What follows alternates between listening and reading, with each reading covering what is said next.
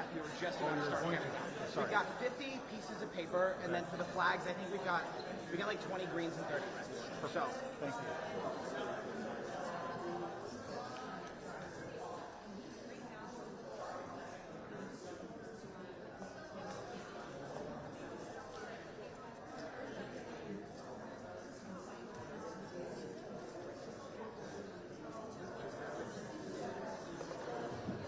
Hey there, everybody, just real quick.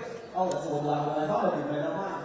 Hey, so everybody, I am Ethan. I'm the director of the executive platform, and I'm happy to help organize this vice presidential debate watch party. Who's pumped to see JD Vance and Tim Walz duke it out live on TV for us? Alright, so just some quick housekeeping for us today. So, you may notice our award-winning green and red flags. So, we're going to start handing these out real soon. Now, it's pretty straightforward what you're going to do. Green, you like it. Red, you don't. Now, some of you won't get a flag, but you'll be lucky enough to get a double-sided piece of paper, for men. Red, again, still means you don't like it. Green, you like it. Now, we have some friends with us today. Local 4 returning once again to help cover the debate. And then, some extra special guests. We got our friends from the Associated Press.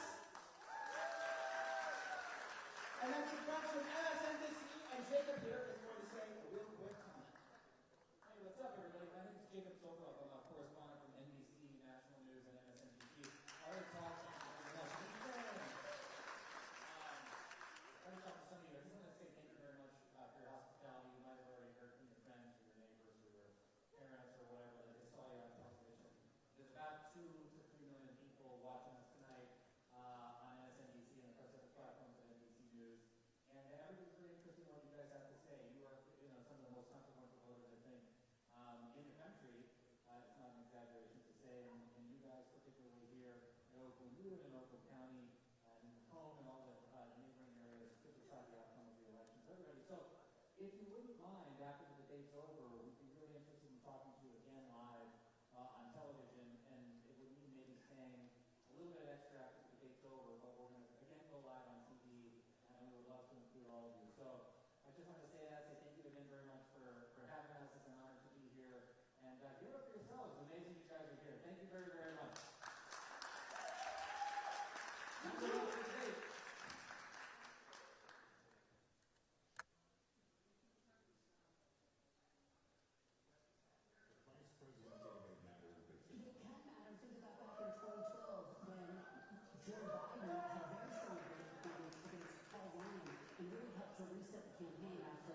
Former President Obama stumbled in his first debate against Mitt Romney. So yes, they can matter. Again, I think this takes on outsized meaning because of the fact that there's no second presidential debate. One more point, in listening to those voters that Kate was talking to, all of them seem so frustrated in the process. When you think about that word change, right now, Vice President Kamala Harris wins on the change argument by 9 points. I think that's part of the work that JD Vance is going to try to do. Well, change is interesting because she's an incumbent, but so is former President Trump.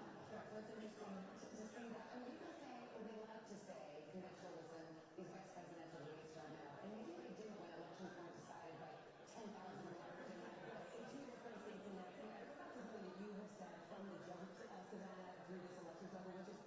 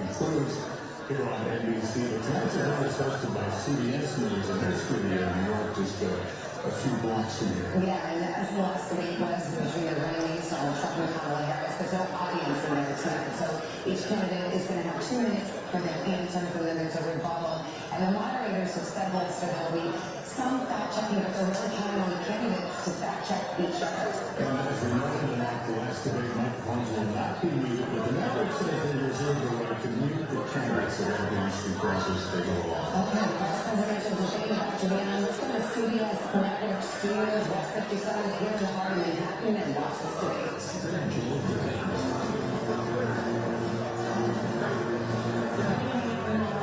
And thank you for joining us for tonight's CBS News Vice Presidential debate. We have multiple viewers on CBS, other networks here in the U.S., and around the world. We have a consequential night ahead. This is the issues that matter to you, the voter. Let's introduce the candidates. Minnesota's Democratic Governor Tim Walz and Ohio's Republican Senator J.D. Vance tonight meeting for the first time.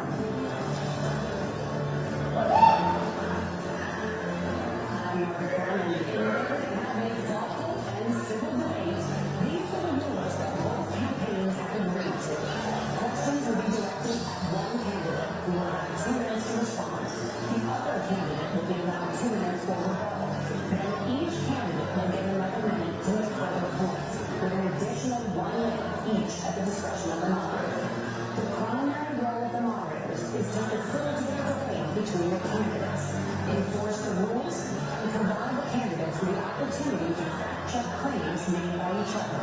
CBS News reserves the right to mute the candidates' microphones to maintain decorum. We have not shared the questions or topics with the campaigns. The stage is set. Governor, Senator, thank you for joining us. Let's get started. Tonight, our country is facing several unfolding crises. The Middle East is on the brink of war. Americans are suffering from the catastrophic impact of Hurricane Helene. And now a labor strike as 25,000 dock workers from Maine to Texas are picketing. We're going to begin tonight with the Middle East. Margaret, thank you, Noah. Earlier today, Iran launched its largest attack yet on Israel, but that attack failed, thanks to joint U.S. and Israeli defensive action. President Biden has deployed more than 40,000 U.S. military personnel and assets to that region over the past year to try to prevent a regional war. Iran is weakened, but the U.S. still considers it the largest state sponsor of terrorism in the world, and it has drastically reduced the time it would take to develop a nuclear weapon. It is down now to 1 or 2 weeks' time.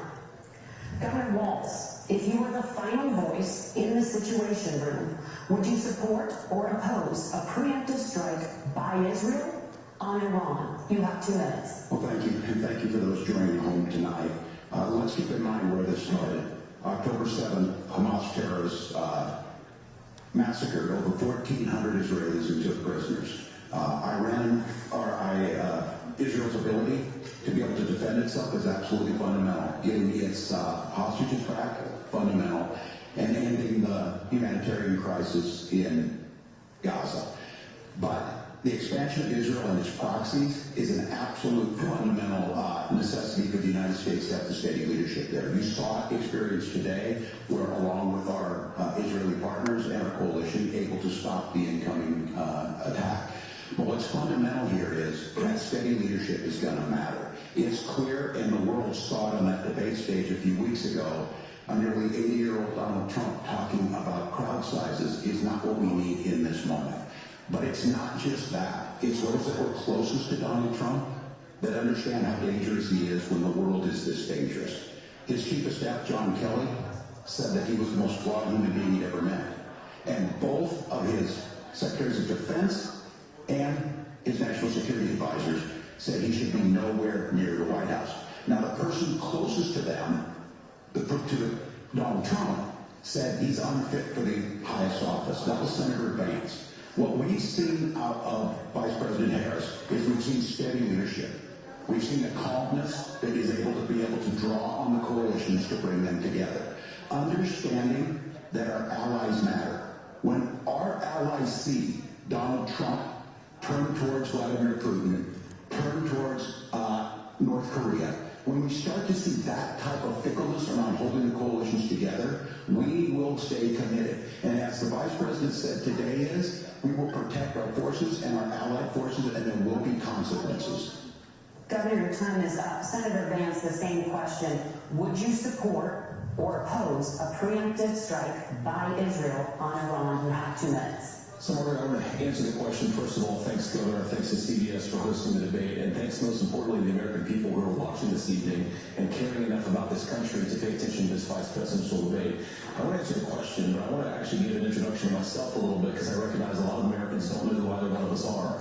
I was raised in a working-class family. My mother required food assistance for periods of her life. My grandmother required Social Security help to raise me, and she raised me in part because my mother struggled with addiction for a big chunk of my early life.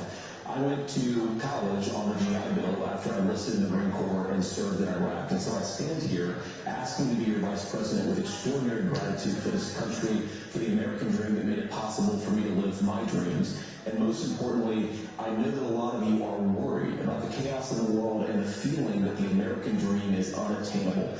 I want to try to convince you tonight over the next 90 minutes that if we get better leadership in the White House, if we get Donald Trump back in the White House, the American dream is going to be attainable once again. Now, to answer this particular question, we have to remember that as much as Governor Walz just accused Donald Trump of being an agent of chaos, Donald Trump actually delivered stability in the world, and he did it by establishing effective deterrence. People were afraid of stepping out of line. Iran, which launched this attack, has received over $100 billion in unfrozen assets thanks to the Kamala Harris administration. What do they use that money for? They use it to buy weapons that they're now launching against our allies, and God forbid, potentially launching against the United States as well. Donald Trump recognized that for people to fear the United States, he needed peace through strength. They needed to recognize that if they got out of line, the United States global leadership would put stability and peace back in the world. Now, you asked about a preemptive strike, Margaret, and I want to answer the question. Look, it is up to Israel what they think they need to do to keep their country safe, and we should support our allies wherever they are when they're fighting the bad guys. I think that's the right approach to take with the Israel question.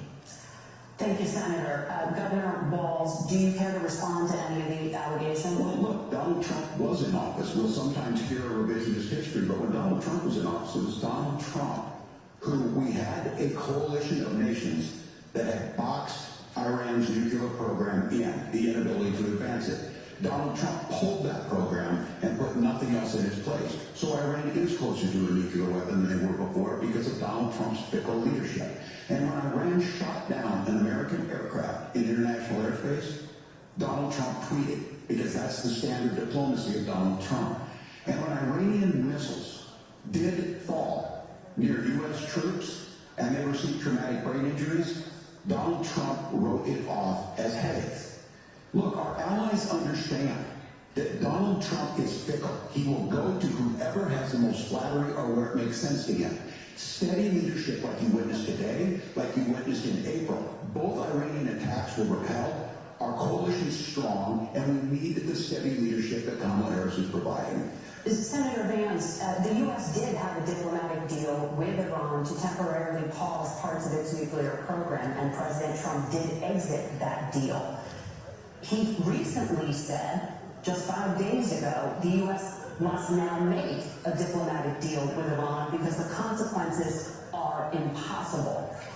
Did he make a mistake? You have 1 minute. Well, first of all, Margaret, diplomacy is not a dirty word, but I think that's something that Governor Walz just said is quite extraordinary. You yourself just said Iran is as close to a nuclear weapon today as they have ever been, and Governor Walz, you blamed Donald Trump. Who has been the vice president for the last 3.5 years? And the answer is your running mate, not mine. Donald Trump consistently made the world more secure. Now, we talk about the sequence of events that led us to where we are right now, and you can't ignore October the 7th, which I appreciate Governor Walz bringing up. But when did Iran and Hamas and their proxies attack Israel? It was during the administration of Kamala Harris. So Governor Walz can criticize Donald Trump's tweets, but effective, smart diplomacy and peace through strength is how you bring stability back to a very broken world. Donald Trump has already done it once before. Ask yourself at home, when was the last time, I'm 40 years old, when was the last time that an American president didn't have a major conflict break out? The only answer is during the 4 years that Donald Trump was president. Gentlemen, we have a lot to get to. Nora? Margaret, thank you. Let's turn now to Hurricane Helene. The storm could become one of the deadliest on record. More than 160 people are dead and hundreds more are missing. Scientists say climate change makes these hurricanes larger, stronger, and more deadly because of the historic rainfall. Senator Vance, according to CBS News polling, 7 in 10 Americans and more than 60% of Republicans under the age of 45 favor the U.S. taking steps to try and reduce climate change. Senator, what responsibility would the Trump administration have to try and reduce the impact of climate change? I'll give you 2 minutes. Sure. So first of all, let's start with the hurricane because it's an unbelievable, unspeakable human tragedy. I just saw today actually a photograph of 2 grandparents on a roof with a 6-year-old child, and it was the last photograph ever taken of them because the roof collapsed and those innocent people lost their lives. And I'm sure Governor Walz joins me in saying our hearts go out to those innocent people, our prayers go out to them, and we want as robust and aggressive as a federal response as we can get to save as many lives as possible, and of course afterwards to help the people in those communities rebuild. I mean, those communities that I love, some of them I know very personally, in Appalachia, all across the Southeast, they need their government to do their job, and I commit that when Donald Trump is president again, the government will put the citizens of this country first when they suffer from a disaster. And Nora, you asked about climate change. I think this is a very important issue. Look, a lot of people are justifiably worried about all these crazy weather patterns. I think it's important for us, first of all, to say Donald Trump and I support clean air, clean water. We want the environment to be cleaner and safer. But one of the things that I've noticed some of our Democratic friends talking a lot about is a concern about carbon emissions, this idea that carbon emissions drives all of the climate change. Well, let's just say that's true. Just for the sake of argument, so we're not arguing about weird science, let's just say that's true. Well, if you believe that, what would you want to do? The answer is that you want to restore as much American manufacturing as possible, and you want to produce as much energy as possible in the United States of America because we're the cleanest economy in the entire world. What have Kamala Harris's policies actually led to? More energy production in China, more manufacturing overseas, more doing business in some of the dirtiest parts of the entire world. And when I say that, I mean the amount of carbon emissions they're doing per unit of economic output. So if we actually care about getting cleaner air and cleaner water, the best thing to do is to double down and invest in American workers and the American people. And unfortunately, Kamala Harris has done exactly the opposite. Governor Walz, you have 2 minutes to respond. Well, we got close to an agreement because all those things are happening. Look, first of all, it is a horrific tragedy with this hurricane, and my heart goes out to the folks that are down there in contact with the governors. I serve as co-chair of the Council of Governors as we work together on these emergency managements. Governors know no partisanship. They work together because all of the governors and the emergency responders are on the ground. Those happen on the front end. The federal government comes in and makes sure they're there to recover, but we're still in that phase where we need to make sure that they're staying there, staying focused. Now, look, coming back to the climate change issue, there's no doubt this thing roared onto the scene faster and stronger than anything we've seen. Senator Vance has said that there's a climate problem in the past. Donald Trump called it a hoax and then joked that these things would make more beachfront property to be able to invest in. What we've seen out of the Harris administration now, the Biden-Harris administration, is we've seen this investment. We've seen massive investments, the biggest in global history that we've seen in the Inflation Reduction Act, has created jobs all across the country. 2,000 in Jeffersonville, Ohio, taking the EV technology that we invented and making it here. 200,000 jobs across the country. The largest solar manufacturing plant in North America sits in Minnesota. But my farmers know climate change is real. They've seen 500-year droughts, 500-year floods back to back. But what they're doing is adapting, and this has allowed them to tell me, look, I harvest corn, I harvest soybean, I harvest wheat. We're producing more natural gas and more oil at any time we've ever had. We're also producing more clean energy. So the solution for us is to continue to move forward, that climate change is real. Reducing our impact is absolutely critical. But this is not a false choice. You can do that at the same time you're creating the jobs that we're seeing all across the country. That's exactly what this administration has done. We are seeing us becoming an energy superpower for the future, not just the current. And that's what absolutely makes sense. And then we start thinking about how do we mitigate these disasters. Thank you. Senator, I want to give you an opportunity to respond there. The governor mentioned that President Trump has called climate change a hoax. Do you agree? Well, look, what the president has said is that if the Democrats, in particular Kamala Harris and her leadership, if they really believe that climate change is serious, what they would be doing is more manufacturing and more energy production in the United States of America, and that's not what they're doing. So clearly Kamala Harris herself doesn't believe her own rhetoric on this. If she did, she would actually agree with Donald Trump's energy policies. Now, so there's something Governor Walz said I think is important to touch upon, because when we talk about clean energy, I think that's a slogan that often the Democrats will use here. I'm talking, of course, about the Democratic leadership, and the real issue is that if you're spending hundreds of millions or even billions of dollars of American taxpayer money on solar panels that are made in China, number one, you're going to make the economy dirtier. We should be making more of those solar panels here in the United States of America. Some of them are, Tim, but a lot of them are being made overseas in China, especially the components that go into those solar panels. So if you really want to make the environment cleaner, you've got to invest in more energy production. We haven't built a nuclear facility, I think, one in the past 40 years. Natural gas, we've got to invest more in it. Kamala Harris has done the opposite. That's raised energy prices and also meant that we're doing everything Senator, your time is up. Governor, would you like to respond? Well, look, we're producing more natural gas than we ever have. There's no moratorium on that. We're producing more oil. But folks know, and like I said again, these are not liberal folks. These are not folks that are Green New Deal folks. These are farmers that have been drought one year, massive flooding the next year. They understand that it makes sense. Look, our number one export cannot be topsoil from erosion from these massive storms. We saw it in Minnesota this summer.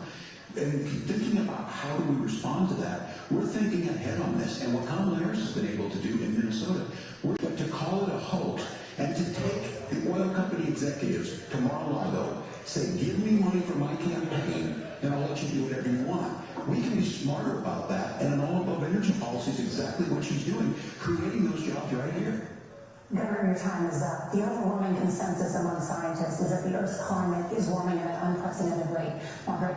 Thank you, Nora. We're going to turn now to immigration. The crisis at the U.S.-Mexico border consistently ranks as one of the top issues for American voters. Senator Vance, your campaign is pledging to carry out the largest mass deportation plan in American history and to use the U.S. military to do so. Could you be more specific about exactly how this will work? For example, would you deport parents who have entered the U.S. illegally and separate them from any of their children who were born on U.S. soil? You have 2 minutes. So first of all, Margaret, before we talk about deportations, we have to stop the bleeding. We have a historic immigration crisis because Kamala Harris started and said that she wanted to undo all of Donald Trump's border policies. 94 executive orders, suspending deportations, decriminalizing illegal aliens, massively increasing the asylum fraud that exists in our system. That has opened the floodgates. And what it's meant is that a lot of fentanyl is coming into our country. I had a mother who struggled with opioid addiction and has gotten clean. I don't want people who are struggling with addiction to be deprived of their second chance because Kamala Harris let in fentanyl into our communities at record levels. So you've got to stop the bleeding. You've got to re-implement Donald Trump's border policies, build the wall, re-implement deportations, and that gets me to your point, Margaret, about what do we actually do? So we've got 25 million illegal aliens who are here in the country. What do we do with them? I think the first thing that we do is we start with the criminal migrants. About 1 million of those people have committed some form of crime in addition to crossing the border illegally. I think you start with deportations on those folks. And then I think you make it harder for illegal aliens to undercut the wages of American workers. A lot of people will go home if they can't work for less than minimum wage in our own country. And by the way, that'll be really good for our workers who just want to earn a fair wage for doing a good day's work. And the final point, Margaret, is you asked about family separation. Right now, in this country, Margaret, we have 320,000 children that the Department of Homeland Security has effectively lost. Some of them have been sex trafficked. Some of them, hopefully, are at homes with their families. Some of them have been used as drug trafficking mules. The real family separation policy in this country is, unfortunately, Kamala Harris's wide open southern border. And I'd ask my fellow Americans to remember, when she came into office, she said she was going to do this. Real leadership would be saying, you know what, I screwed up. We're going to go back to Donald Trump's border policies. I wish that she would do that. It would be good for all of us. Governor, do you care to respond to any of the specific allegations, including that the vice president is, quote, letting in fentanyl and using kids as drug mules, among other things, driving children. The drug mule is not true, but I will say about this, about the fentanyl, because this is a crisis of this, the opioid crisis, and the good news on this is the last 12 months saw the largest decrease in opioid deaths in our nation's history. 30% decrease in Ohio, but there's still more work to do. But let's go back to this on immigration. Kamala Harris was the Attorney General of the largest state, a border state in California. She's the only person in this race who prosecuted transnational gangs for human trafficking and drug interventions. But look, we all want to solve it. Most of us want to solve this, and that is the United States Congress. That's the Border Patrol agents. That's the Chamber of Commerce. That's most Americans out here. That's why we have the fairest and the toughest bill on immigration that this nation's seen. It was crafted by a conservative senator from Oklahoma, James Langford. I know him, he's super conservative, but he's a man of principle, wants to get it done. Democrats and Republicans worked on this piece of legislation. The Border Patrol said, this is what we need in here. These are the experts. And the Chamber of Commerce and the Wall Street Journal said, pass this thing. Kamala Harris helped get there. 1,500 new border agents. Detection for drugs. DOJ money to speed up these the adjudications on this, just what America wants. But as soon as I was getting ready to pass and actually tackle this, Donald Trump said no, told them to vote against it because it gives him a campaign issue. It gives him what would Donald Trump talk about if we actually did some of these things? And they need to be done by the legislature. You can't just do this through the executive branch. So look, we have the options to do this. Donald Trump had 4 years. He had 4 years to do this. And he promised you, America, how easy it would be. I'll build you a big, beautiful wall, and Mexico will pay for it.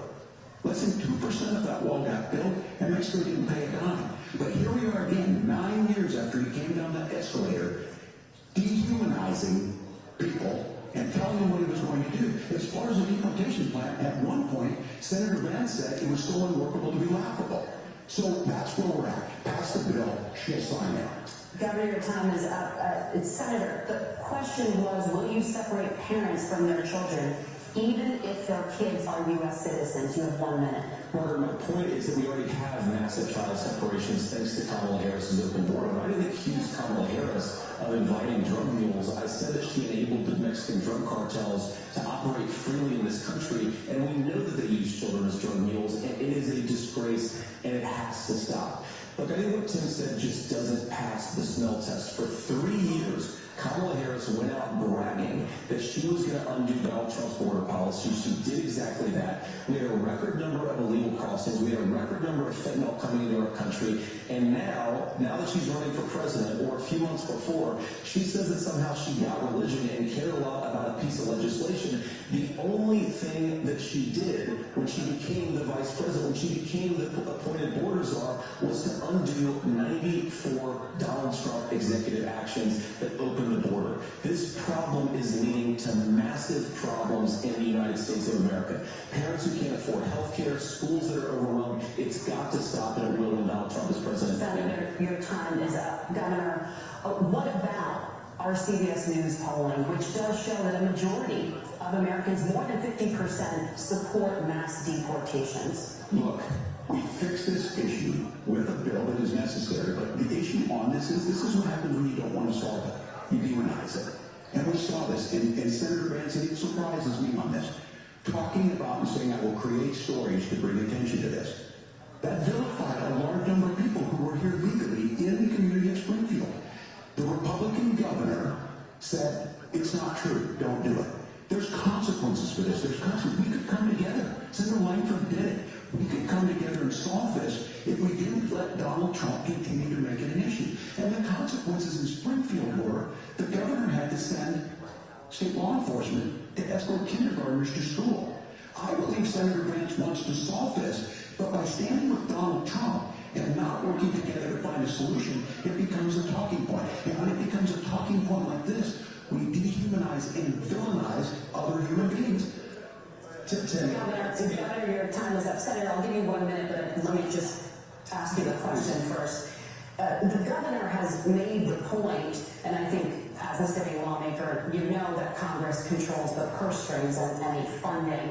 So you have said repeatedly that Donald Trump would, through executive action, solve this. Do you disagree that Congress controls the purse strings and would need to support many of the changes that you would actually want to implement? You have 1 minute. But Margaret, first of all, the gross majority of what we need to do at the southern border is just empowering law enforcement to do their job. I've been to the southern border more than our borders or Kamala Harris has been, and it's actually heartbreaking because the Border Patrol agents, they just want to be empowered to do their job. Of course, additional resources will help, but most of this is about the president and the vice president empowering our law enforcement to say, if you try to come across the border illegally, you've got to stay in Mexico, you've got to go back through proper channels. Now, Governor Walz brought up the community of Springfield, and he's very worried about the things that I've said in Springfield. Look, in Springfield, Ohio, and in communities all across this country, you've got schools that are overwhelmed, you've got hospitals that are overwhelmed, you've got housing that is totally unaffordable because we brought in millions of illegal immigrants to compete with Americans for scarce homes. The people that I'm most worried about in Springfield, Ohio, are the American citizens who have had their lives destroyed by Kamala Harris's open border. It is a disgrace, Tim, and I actually think, I agree with you, I think you want to solve this problem, but I don't think that Kamala Harris does. Senator, your time is up. Governor, you have 1 minute to respond. Yeah, well, it is law enforcement that asked for the bill. They helped craft it. They're the ones that supported it. That's because they know we need to do this. Look, this issue of continuing to bring this up, of not dealing with it, of blaming migrants for everything. On housing, we could talk a little bit about Wall Street speculators buying up housing and making them less affordable. But it becomes a blame. Look, this bill also gives the money necessary to adjudicate. I agree, it should not take 7 years for an asylum claim to be done. This bill gets it done in 90 days. Then you start to make a difference in this, and you start to adhere to what we know, American principles. Look, I don't talk about my faith a lot, but Matthew 25:40 talks about, to the least amongst us you do unto me. I think that's true of most Americans. They simply want order to it. This bill does it. It's funded. It's supported by the people who do it. And it lets us keep our dignity about how we treat other people. Thank you, Governor. And just to clarify for our viewers, Springfield, Ohio does have a large number of Haitian migrants who have legal status, temporary protected status. Thank you, Senator. We have so much to get to. I think it's important. The economy, the rules were that you got to run a fact check, and since you're fact checking me, I think it's important to say what's actually going on.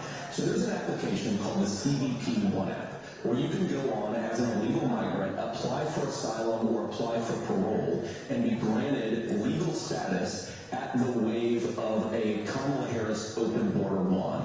That is not a person coming in, applying for a green card and waiting for 10 years. That is the facilitation of illegal immigration order by Thank you, Senator, for describing the legal process. We have so much to get to, Senator. Those laws have been in the book since 1990. Thank you, gentlemen. The CBP Act is not now in the books. It's something that Congress created for. Gentlemen, the audience can't hear you because your mics are cut. We have so much we want to get to. Thank you for explaining the legal process. Nora? Thank you, Margaret. The economy is a top concern for voters. Each of your campaigns has released an economic plan, so let's talk about the specifics. Governor Walz, Vice President Harris unveiled a plan that includes billions in tax credits for manufacturing, housing, and a renewed child tax credit. The Wharton School says your proposals will increase the nation's deficit by $1.2 trillion. How would you pay for that without ballooning the deficit? Governor, I'll give you 2 minutes. Yeah, thank you. And Kamala Harris and I do believe in the middle class because that's where we come from. We both grew up in that. We understand. So those of you out there listening tonight, you're hearing a lot of stuff back and forth, and it's good. It's healthy. That's what this is supposed to happen. You should be listening. How's this going to impact me? The bold forward plan that Kamala Harris put out there is one is talking about this housing issue. The one thing is, there's 3 million new houses proposed under this plan with down payment assistance on the front end to get you a house. A house is much more than just an asset to be traded somewhere. It's foundational to where you're at. And then making sure that the things you buy every day, whether they be prescription drugs or other things, that there's fairness in that. Look, the $35 insulin is a good thing, but it costs $5 to make insulin. They were charging $800 before this law went into effect. As far as the housing goes, I've seen it in Minnesota. 12% more houses in Minneapolis, prices went down on rent 4%. It's working. And then making sure tax cuts go to the middle class. $6,000 child tax credit, we have one in Minnesota, reduces childhood poverty by a third. We save money in the long run, and we do the right thing for families. And then getting businesses off the ground. The law as it stands right now is $5,000 tax credit for small business, increasing that to $50,000. Now, this is a philosophical difference between us. Donald Trump made a promise, and I'll give you this, he kept it. He took folks from Mar-a-Lago, so you're rich as hell and give you a tax cut. He gave the tax cuts that predominantly went to the top tax. What happened there was an $8 trillion increase in the national debt, the largest ever. Now he's proposing a 20% consumption or sales tax on everything we bring in. Everyone agrees, including businesses, it would be destabilizing it would increase inflation and potentially lead to a recession. Look, this is simple for you. Where are we going? Kamala Harris has said to do the things she wants to do, we'll just ask the wealthiest to pay their fair share. When you do that, our system works best, more people are participating in it, and folks have the things that they need. Senator, I want to give you a moment to respond on that. But similarly, the Wharton School has done an analysis of the Trump plan and says it would increase the nation's deficit by $5.8 trillion. My question is the same for you. How do you pay for all that without ballooning the deficit? I'll give you 2 minutes. Well, first of all, you're going to hear a lot from Tim Walz this evening. You just heard it in the answer. A lot of what Kamala Harris proposes to do, and some of it, I'll be honest with you, it even sounds pretty good. Here's what you won't hear, is that Kamala Harris has already done it. Because she's been the vice president for 3.5 years, she had the opportunity to enact all of these great policies, and what she's actually done instead is drive the cost of food higher by 25%, drive the cost of housing higher by about 60%, open the American southern border and make middle-class life unaffordable for a large number of Americans. If Kamala Harris has such great plans for how to address middle-class problems, then she ought to do them now. Not when asking for promotion, but in the job the American people gave her 3.5 years ago. And the fact that she isn't tells you a lot about how much you can trust her actual plans.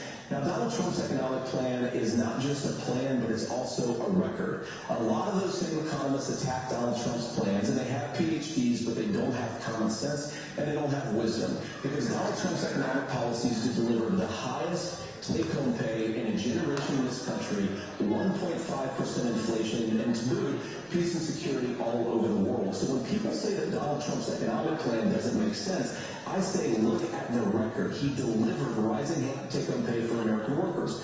Now, Tim admirably admits that they want to undo the Trump tax cuts. But if you look at what was so different about Donald Trump's tax cuts, even from previous Republican tax cut plans, is that a lot of those resources went to giving more take-home pay to middle-class and working-class Americans. It was passed in 2017, and you saw an American economic boom unlike we've seen in a generation in this country. That is a record that I'm proud to run on, and we're going to get back to that common sense wisdom so that you can afford to live the American dream again. I know a lot of you are struggling. I know a lot of you are worried about paying the bills. It's going to stop when Donald Trump brings back common sense to this country. Governor, do you want to respond to that? What has Kamala Harris done for the middle class? Well, Kamala Harris's day one was Donald Trump's failure on COVID that led to the collapse of our economy. We were already before COVID in a manufacturing recession, but 10 million people out of work, largest percentage since the Great Depression. 9 million jobs closed on that. That was day one. Whether it was the Infrastructure Act or other things removed. Now, you made a question about experts said this. I made a note of this. Economists don't be trusted. Science can't be trusted. National security folks can't be trusted. Look, if you're going to be president, you don't have all the answers. Donald Trump believes he does. My pro tip of the day is this. If you need heart surgery, listen to the people at the Mayo Clinic in Rochester, Minnesota, not Donald Trump. And the same thing goes with this. And I ask you out there, teachers, nurses, truck drivers, whatever, how is it fair that you're paying your taxes every year and Donald Trump hasn't paid any federal tax in the last 15 years? The last year as president. That's what's wrong with the system. There's a way around it, and he's bragged about that. We're just asking for fairness in it, and that's all you want. Governor, you say trust the experts. But those same experts for 40 years said that if we shipped our manufacturing base off to China, we'd get cheaper goods. They lied about that. They said if we shipped our industrial base off to other countries, to Mexico and elsewhere, it would make the middle class stronger. They were wrong about that. They were wrong about the idea that if we made America less self-reliant, less productive in our own nation, it would somehow make us better off, and they were wrong about it. And for the first time in a generation, Donald Donald Trump had the wisdom and the courage to say to that bipartisan consensus, we're not doing it anymore. We're bringing American manufacturing back. We're unleashing American energy. We're going to make more of our own stuff. And this isn't just an economic issue. And I've got 3 beautiful little kids at home, 7, 4, and 2. And I love them very much. I hope they're in bed right now. But look, so many of the drugs, the pharmaceuticals that we put in the bodies of our children are manufactured by nations that hate us. This has to stop, and we're not going to stop it by listening to experts. We're going to stop it by listening to common sense and wisdom, which is what Donald Trump governs. Senator, Governor Walz, can you address that? I mean, voters say they trust Donald Trump on the economy more. Why? If you're listening tonight and you want billionaires to get tax cuts, you heard what the numbers were. Look, I'm a union guy on this. I'm not a guy who wanted to ship things overseas, but I understand that, look, we produce soybeans and corn. We need to have fair trading partners. That's something that we believe in. I think the thing that most concerns me on this is Donald Trump was the guy who created the largest trade deficit in American history with China. So the rhetoric is good.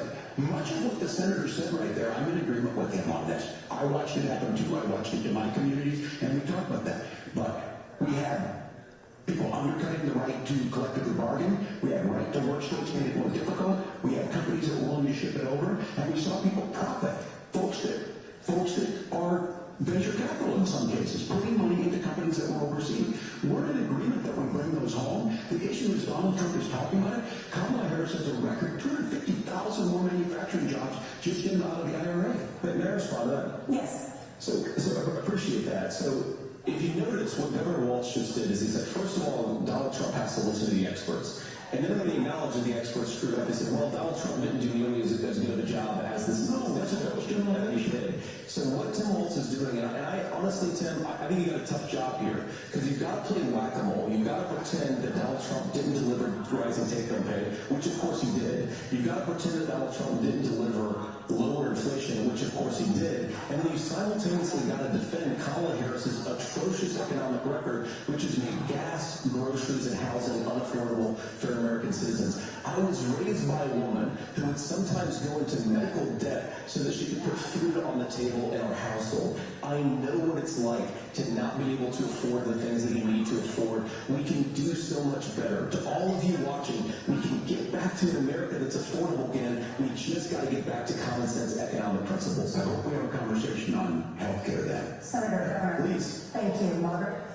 We have a lot to get to ahead, gentlemen, on many topics, but right now I want to talk about personal qualifications. The Vice President is often the last voice the President hears before making consequential decisions.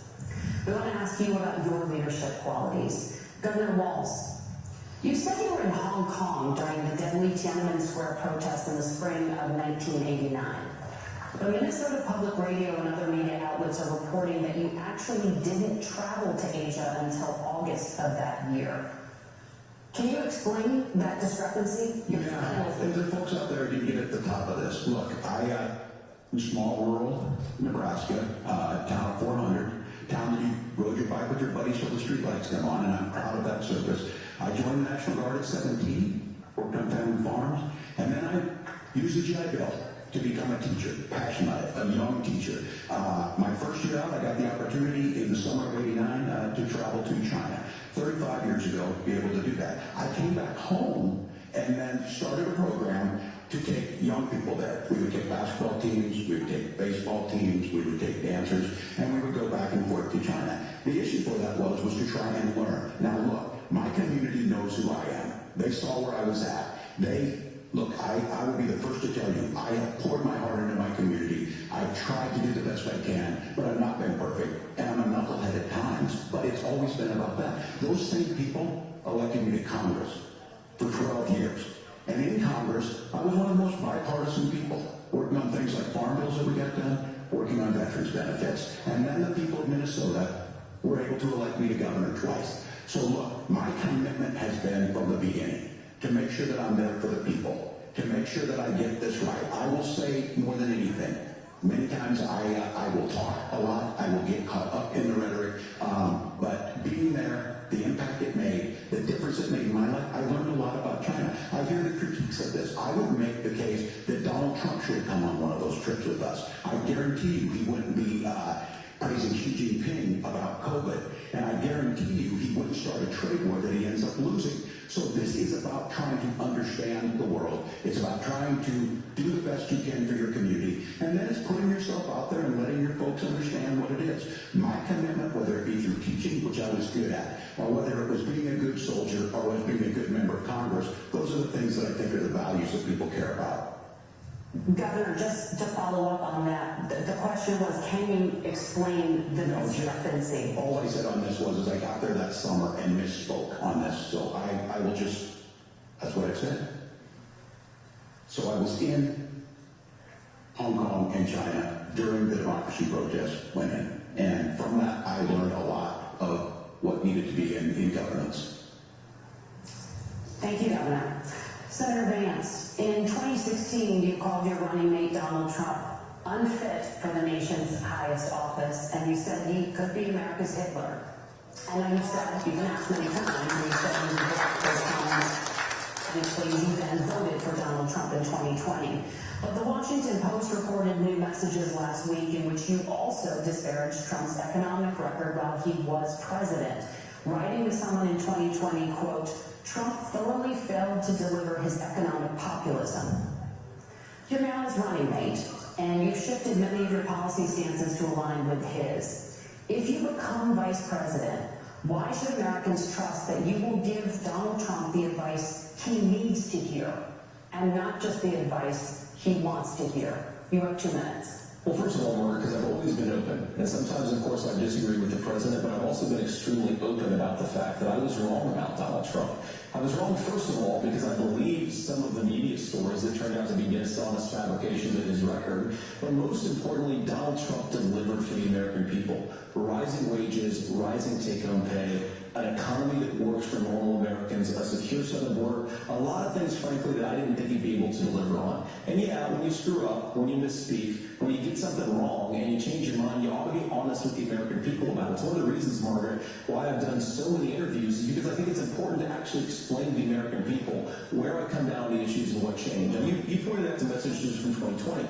Margaret, I've been extremely consistent, but I think there were a lot of things that we could have done better in the Trump administration in the first round if Congress was doing its job. I strongly believe, and I've been a United States Senator, that Congress is not just a high-class debating society. It's not just a forum for senators and congressmen to whine about problems. It's a forum to govern. So there were a lot of things on the border, on tariffs, for example, where I think that we could have done so much more if the Republican Congress and the Democrats in Congress had been a little bit better about how they govern the country. They were so obsessed with impeaching Donald Trump, they couldn't actually govern. I want to talk about this tariff issue in particular, Margaret, because to just accuse this of being a national sales tax. Look, the one thing, and you're probably surprised to hear me praising Joe Biden, but the one thing that Joe Biden did is he continued some of the Trump tariffs that protected American manufacturing jobs. And it's the one issue, the most pro-worker part of the Biden administration, it's the one issue where Kamala Harris has run away from Joe Biden's record.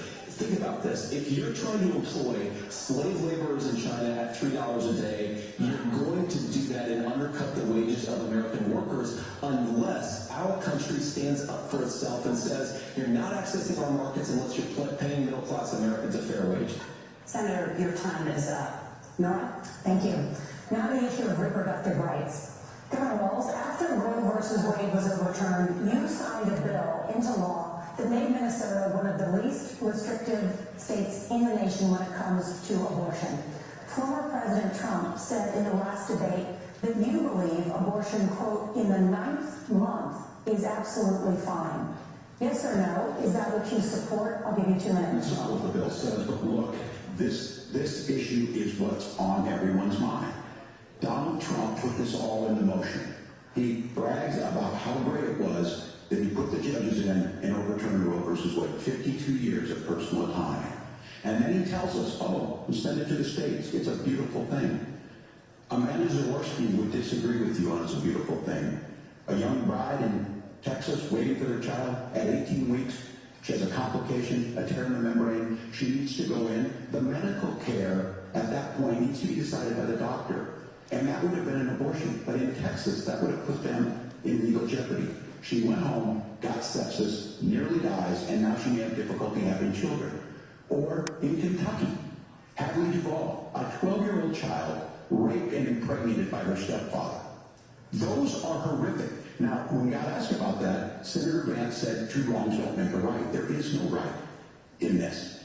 So in Minnesota, what we did was restore Roe versus Wade. We made sure that we put women in charge of their health care. But look, this is not, if you don't know Amanda or Hadley, Houston well, the Project 2025 is going to have a registry of pregnancies. It's going to make it more difficult, if not impossible, to get contraception and limit access, if not eliminate access to infertility treatments.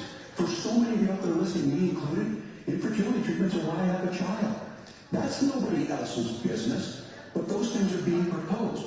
And the catch-all on this is, well, the states will decide what's right for Texas might not be right for Washington. That's not how this works. This is basic human right. We have seen maternal mortality skyrocket in Texas, outpacing many other countries in the world. This is about health care. In Minnesota, we are ranked first in health care for a reason. We trust women, we trust doctors. Senator, do you want to respond to the governor's claim? Will you create a federal pregnancy monitoring agency? No, certainly we won't. And I want to talk about this issue because I know a lot of Americans care about it. I know a lot of Americans don't agree with everything that I've ever said on this topic. And, you know, I grew up in a working class family in a neighborhood where I knew a lot of young women who had unplanned pregnancies and decided to terminate those pregnancies because they feel like they didn't have any other options. And, you know, one of them is actually very dear to me. And I know she's watching tonight, and I love you. And she told me something a couple years ago that she felt like if she hadn't had an abortion, that it would have destroyed her life because she was in an abusive relationship.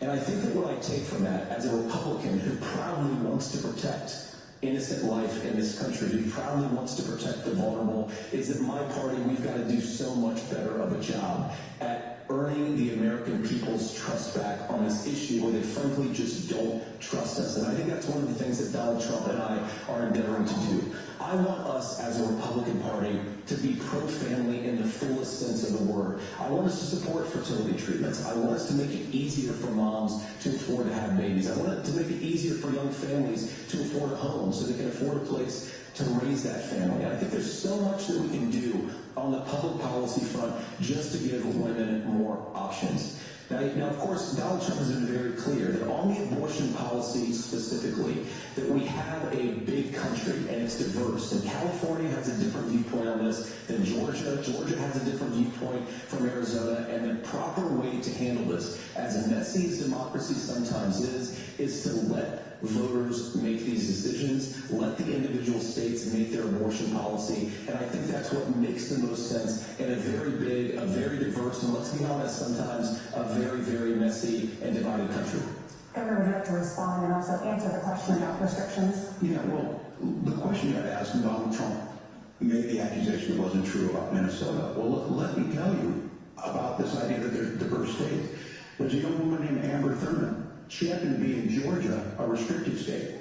Because of that, she had to travel a long distance to North Carolina to try and get her care. Amber Thurman died in that journey back and forth. The fact of the matter is, how can we as a nation say that your life and your rights, as basic as the right to control your own body, is determined on geography? There's a very real chance had Amber Thurman lived in Minnesota, she would be alive today. That's why the restoration of Roe versus Wade. When you listen to Vice President Harris talk about this subject, and you hear me talk about it, you hear us talking exactly the same. Donald Trump is trying to figure out how to get the political right of this. I agree with a lot of what Senator Vance said about what's happening. His running mate, though, does not, and that's the problem. Governor, your time is up. Senator, let me ask you about that. He mentioned, it was, I think, referring to a national ban. In the past, you have supported a federal ban on abortion after 15 weeks. In fact, you said if someone can't support legislation like that, quote, you are making the United States the most barbaric pro-abortion regime anywhere in the entire world. My question is, why have you changed your position? Well, Nora, first of all, I never supported a national ban. I did, during when I was running for Senate in 2022, talk about setting some minimum national standard. For example, we have a partial birth abortion ban in place in this country at the federal level. I don't think anybody's trying to get rid of that, or at least I hope not. But I know the Democrats have taken a very radical pro-abortion stance. But Nora, one of the things that's changed is in the state of Ohio, we had a referendum in 2023, and the people of Ohio voted overwhelmingly, by the way, against my position. And I think that what I learned from that, Nora, is that we've got to do a better job at winning back people's trust. So many young women would love to have families. So many young women also see an unplanned pregnancy as something that's going to destroy their livelihood, destroy their education, destroy their relationships. And we have got to earn people's trust back. And that's why Donald Trump and I are committed to pursuing pro-family policies, making child care more accessible, making fertility treatments more accessible, because we've got to do a better job at that, and that's what real leadership is. Governor, your response. Well, I'm going to respond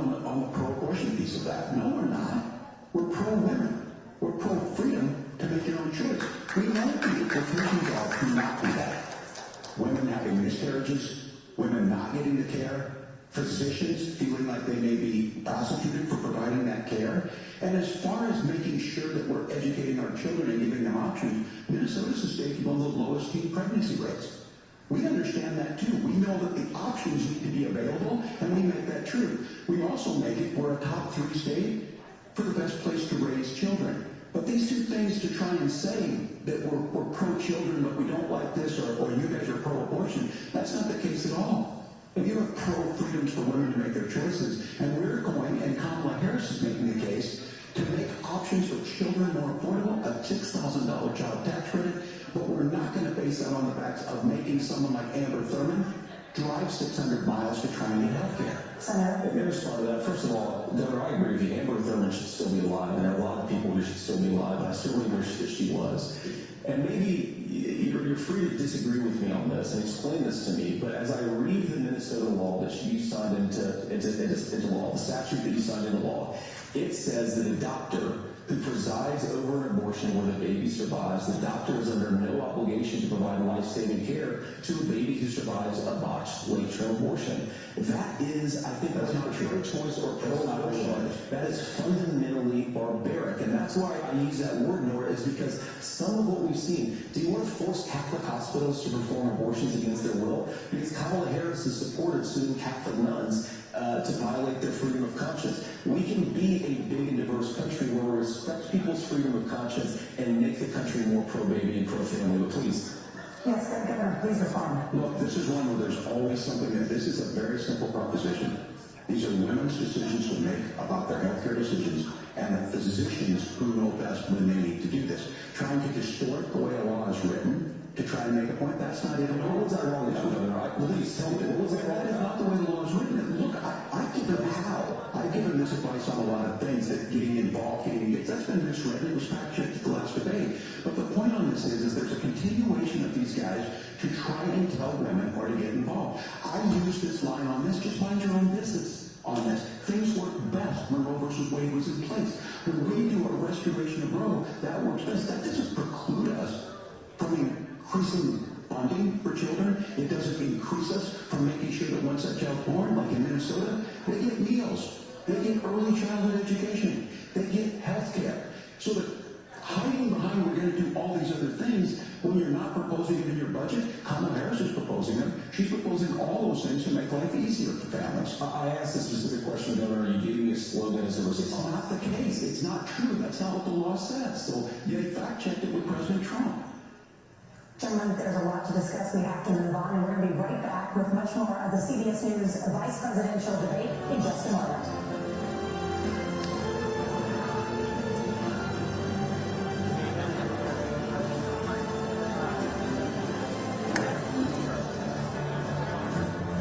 Check. Hey, just a reminder, everybody, if you don't mind hanging out afterwards for a little while, they love you in the control room and would love to hear from you again. So when it's all over, it might be good for everybody to sort of come down as far as they can, and everybody sit together down here at the bottom. Thank you very much. It's been cool to see the signs and stuff. This one's like your last boyfriend. If anybody wants one, we got some of the pieces, just some of the paper up here. Anybody needs one, I'm happy to hand out. Have a great day.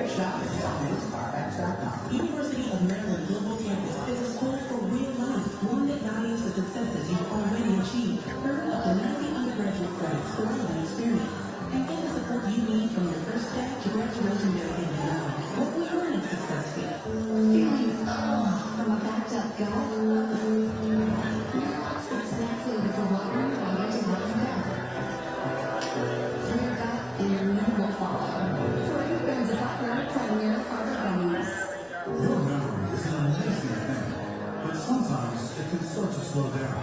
But did you know Prevagen can help keep your memory sharp? The secret is the powerful ingredient allocorn, originally discovered in jellyfish and found only in Prevagen. In a clinical study, Prevagen was shown to improve memory in subgroups of individuals who were cognitively normal or mildly impaired. Stay sharp and improve your memory with Prevagen. Prevagen, in stores everywhere without prescription.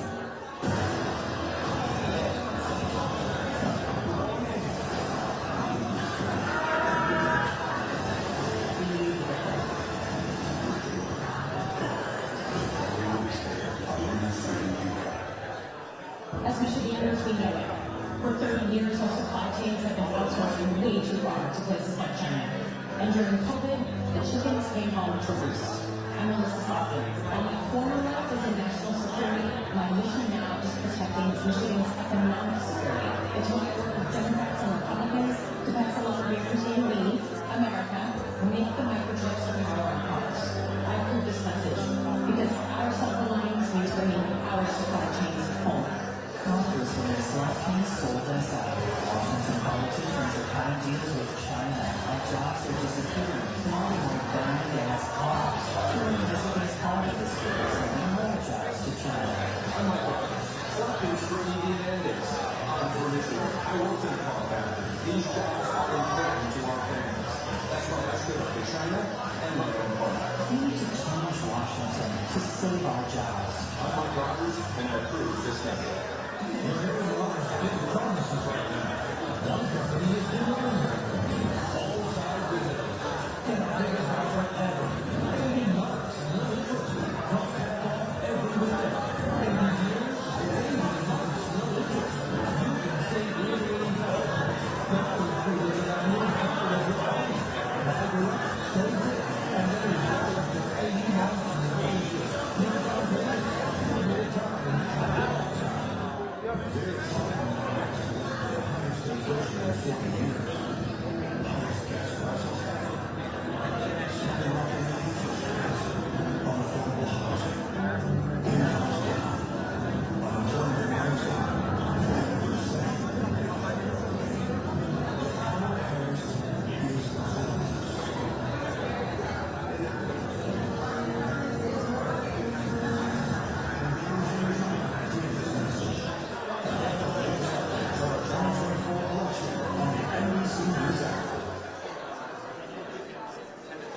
We're back now tonight's vice presidential debate. Thanks for an analysis now. Back to the debates.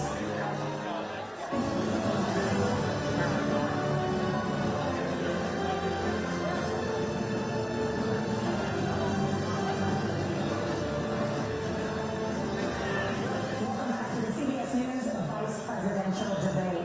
We want to turn now to America's gun violence epidemic.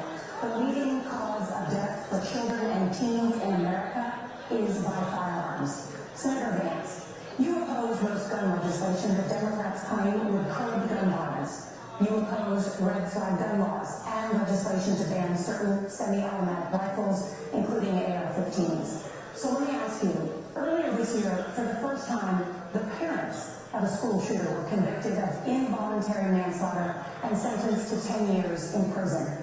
Do you think holding parents responsible could curb mass shootings? I'll give you 2 minutes. Well, on that particular case, I don't know the full details, but I certainly trust local law enforcement and local authorities to make those decisions. I think in some cases the answer is going to be yes, and in some cases the answer is going to be no.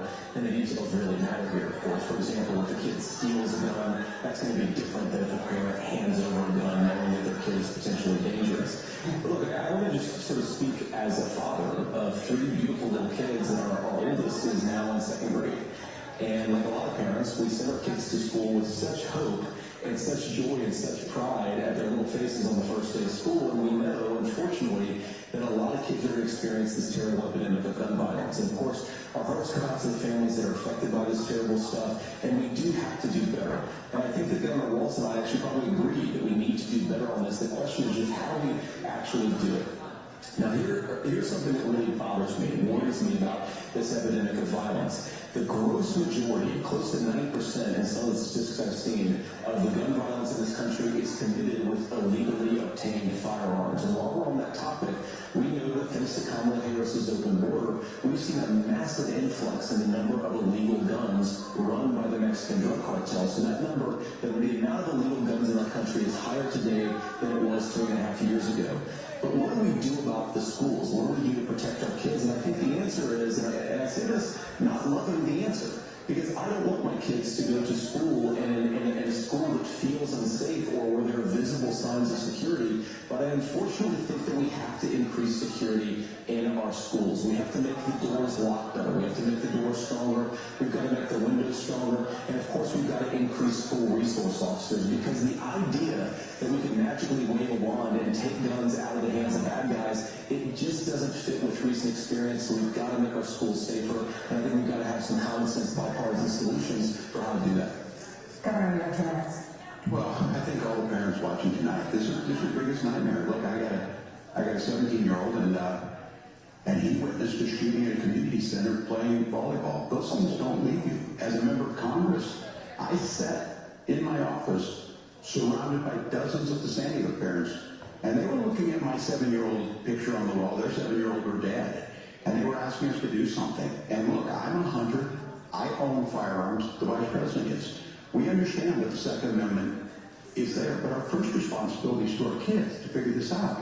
In Minnesota, we've enacted enhanced red flag laws, enhanced background check, and we can start to get data. But here's the problem. If we really want to solve this, we've got folks that won't allow research to be even done on gun violence. And this idea that we should just live with it, here's what I do think, that this is a good start to the conversation. I 100% believe that Senator Vance hates it when these kids, it's abhorrent and it breaks your heart. I agree with that. But that's not far enough when we know there are things that work. I've spent time in Finland and seen some Finnish schools. They don't have this happen, even though they have a high gun ownership rate in the country. There are reasonable things that we can do to make a difference. It's not infringing on your Second Amendment. And the idea to have some of these weapons out there, it just doesn't make any sense. Kamala Harris, as an Attorney General, worked on this issue. She knows that it's there. No one's trying to scaremonger and say we're taking your guns back. Ask all of you out there, do you want your schools hardened to look like a fort? Is that what we have to go? When we know there's countries around the world that their children aren't practicing these types of drills. They're being kids. We owe it to them to get it fixed. These are things that shouldn't be that difficult. You can still keep your firearms, and we can make a difference. We have to. If you're listening tonight, this breaks your heart. Senator? Tim, first of all, I didn't know that your 17-year-old witnessed a shooting, and I'm sorry about that, and I appreciate it. Christ have mercy. It is awful. And I appreciate what Tim said actually about Finland, because I do think it illustrates some of the frankly, weird differences between our own country's gun violence problem and Finland. First of all, we have way higher rates of mental health abuse, or mental health substance abuse. We have way higher rates of depression, way higher rates of anxiety. We unfortunately have a mental health crisis in this country, and I really do think that we need to get to the root causes of it, because I don't think it's the whole reason why we have such a bad gun violence problem, but I do think it's a big piece of it. Another driver of the gun violence epidemic, especially that affecting our kids, it doesn't earn as many headlines, but is the terrible gun violence problem in a lot of our big cities. And this is why we have to empower law enforcement to arrest the bad guys, put them away, and take gun offenders off the streets. I think there's a whole host of things that we can do here, but I do think at our schools we've got to talk about more security. Senator, thank you. Governor, you previously opposed an assault weapons ban, but if only later in your political career did you change your position. Why? Yeah, I sat in that office with those Sandy Hook parents. I've become friends with school shooters. I've seen it. Look, the NRA, I was an NRA guy for a long time. They used to teach gun safety. I'm of an age where my shotgun was in my car so I could pheasant hunt after football practice. That's not where we live today. And several things I want to mention on this is, talking about cities and where it's at, the number one where the most firearm deaths happen in Minnesota are rural suicides. And we have an epidemic of children getting guns and shooting themselves. And so we have, and we should look at all of the issues. making sure folks have health care and all that, but I want to be very careful. This idea of stigmatizing mental health, just because you have a mental health issue doesn't mean you're violent. And I think what we end up doing is we start looking for a scapegoat. Sometimes it just is the guns. It's just the guns, and there are things that you can do about it. But I do think that this is one, and I think this is a healthy conversation. I think there's a capacity to find solutions on this that work, protect Second Amendment, protect our children. That's our priority. Everyone, thank you, Robert. Thank you, Nora. Let's turn now to the top contributor to inflation, the high cost of housing and rent. There's a shortage of more than 4 million homes in the United States, and that contributes to the high housing prices. Governor Walz, the Harris campaign promises a $25,000 down payment assistance for first-time home buyers and a $10,000 tax credit. They also promise to build 3 million new homes. Where are you building these homes, and won't handing out that kind of money just drive up prices higher? No, it's not handing out. First, let me say this. This issue of housing, and I think those of you listening on this, the problem we've had is that we've got a lot of folks that see housing as another commodity. It can be bought up, it can be shifted, it can be moved around. Those are not folks living in those houses. Those of you listening tonight, that house is a big deal. I bought and owned one house in my life. My mom still lives in the house where I was. And when I think of a house, I'm thinking of Christmas services after midnight mass when you go with your family. We need to make it more affordable. And one of the things, as I said, this program that the Vice President is pushing forward and bringing a new way of approaching this is something we're doing in Minnesota from that lead. We in the state invested in making sure our housing was the biggest investment that we ever made in housing.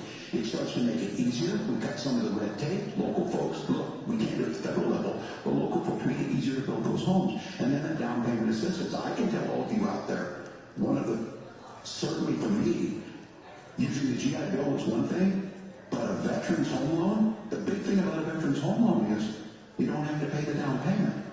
Those are things that make it there. Now look, you're going to pay it back, and you're going to pay your mortgage. Those are things that we know in the long run, the appreciated value, the generational wealth that's created from it. And I will give Minneapolis an example. Minneapolis is the one city where we've seen the lowest inflation rates. We've seen a 12% increase in stock because we put some of these things in, and we're implementing a state program to make sure we give some of that down payment assistance. We get it back from people because here's what we know. People with stable housing end up with stable jobs. People with stable housing have their kids able to get to school. All of those things in the long run end up saving our money. And that's the thing that I think we should be able to find some common ground in, that we can't blame immigrants for the only reason. That's not the case that's happening in many cities. The fact of the matter is that we don't have enough naturally affordable housing, but we can make sure that the government's there to help kickstart it, create that base. Governor, your time is up. Senator Vance, as far as your campaign's position, the promise is to seize federal lands to build homes, remove regulation, provide tax breaks, and cut back on immigration, which you say pushes up prices.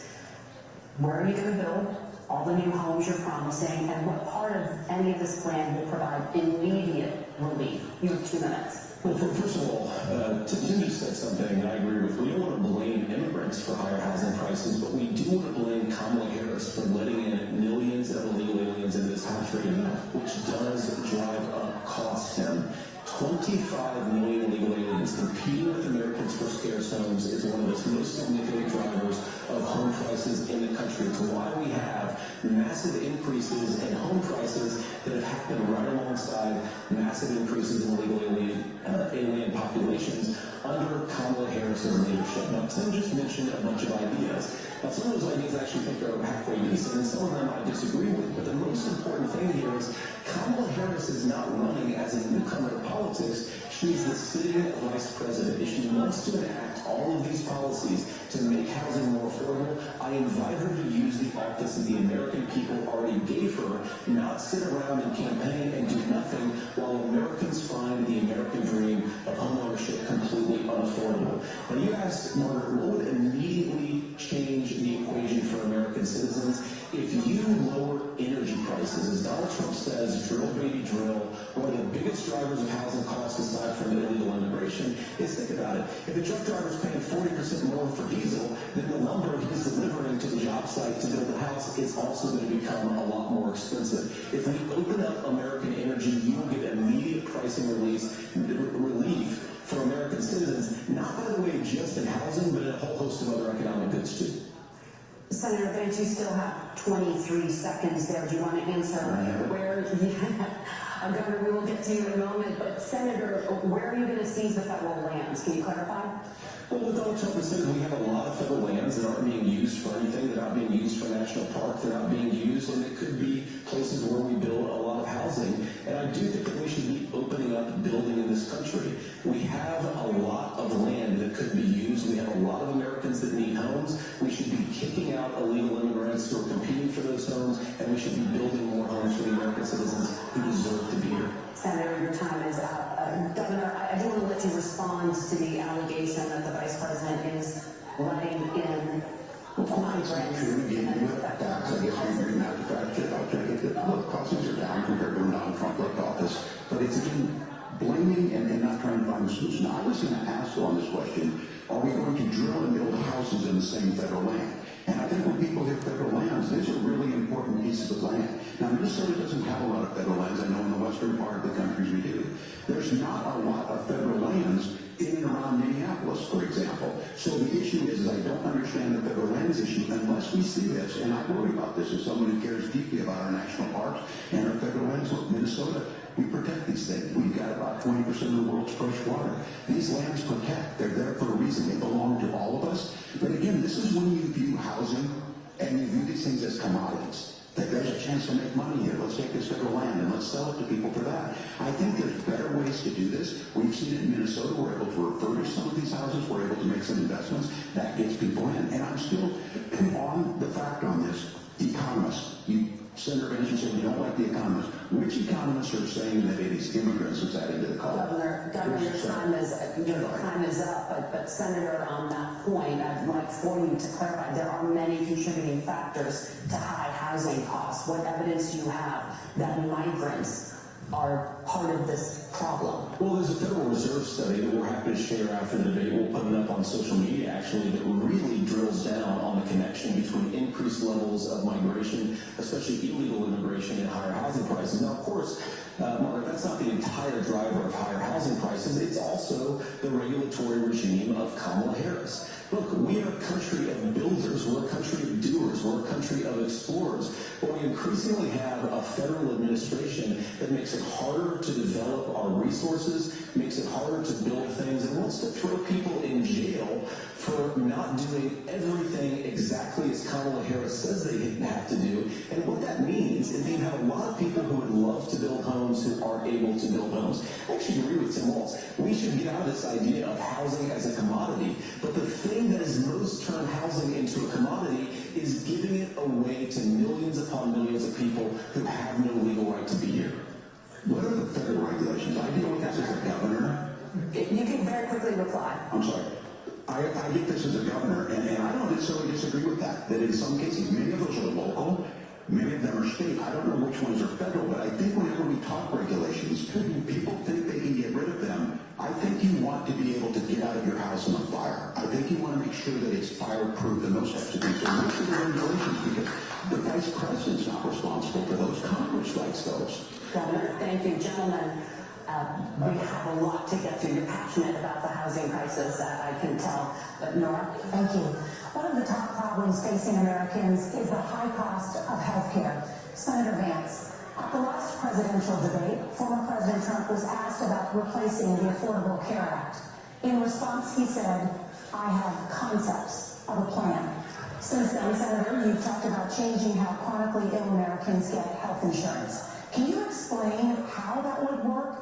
And can you guarantee that Americans with pre-existing conditions won't pay more? I'll give you 2 minutes. Well, of course, we're going to cover Americans with pre-existing conditions. In fact, a lot of my family members have gotten health care. I believe, members of my family actually got private health insurance, at least for the first time, switched off of Medicaid onto private insurance for the first time under Donald Trump's leadership. And I think that, a lot of people have criticized this concept of a plan remark. It's very simple common sense. I think as Tim Walz knows from 12 years in Congress, you're not going to propose a 900-page bill standing on a debate stage. It would bore everybody to tears, and it wouldn't actually mean anything because part of this is the give and take of bipartisan negotiation.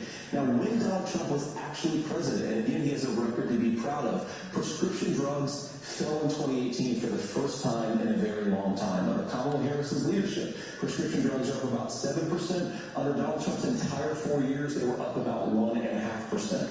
He introduced pricing transparency. You think about healthcare, you go into a hospital, you try to buy something, and nobody knows what it actually costs. That price transparency will actually give American consumers a little bit more choice and will also drive down costs. And we talked about, the reinsurance regulations is what I was talking about. Look, Donald Trump had said that if we allow states to experiment a little bit on how to cover both the chronically ill but the non-chronically ill, it's not just a plan. He actually implemented some of these regulations when he was president of the United States. And I think you can make a really good argument that it salvaged Obamacare, which was doing disastrously until Donald Trump came along.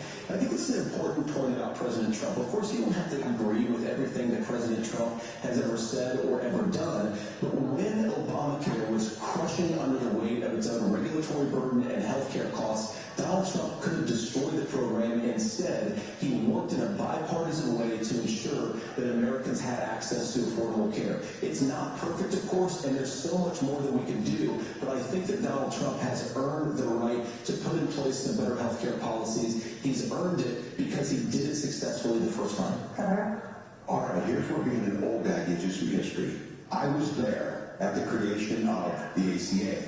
And the reason it was so important is I come from a major healthcare state, home of the Mayo Clinic, home to Medical Alley, 3M, Medtronic, all of those. We understand healthcare. It's why we're ranked first on affordability and accessibility and quality of healthcare.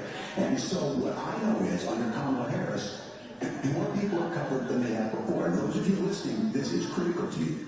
Now, Donald Trump all of a sudden wants to go back and remember this. He ran on the first thing he was going to do on day one was to repeal Obamacare. On day one, he tried to sign the executive order to repeal the ACA.